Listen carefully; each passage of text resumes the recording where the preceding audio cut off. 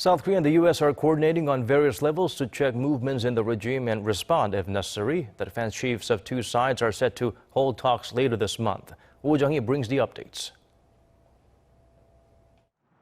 A senior Pentagon official says North Korea continues to pose an extraordinary threat to the Asia-Pacific region, and South Korea and the U.S. are communicating to make sure they're prepared.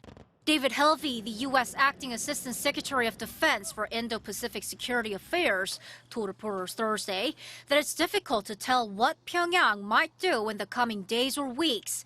But he stressed that through the recent demolition of the Inter-Korean Joint Liaison Office, Seoul and Washington have been reminded that they need to be vigilant. He said Washington and Seoul are reviewing options, which might include resuming their joint military drills or deploying U.S. strategic assets. Further discussions are expected to take place in bilateral video talks between South Korea's Defense Minister Chung Kyung-do and U.S. Secretary of Defense Mark Esper. Sources say that meeting will take place around the 30th of this month. Meanwhile, to deal with North Korea, Washington is also asking for Beijing's cooperation.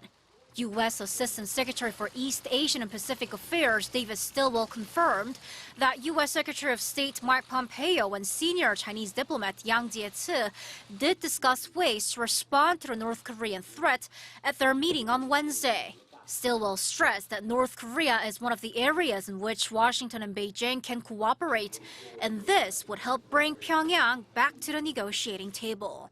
Jung-hee, Arirang News.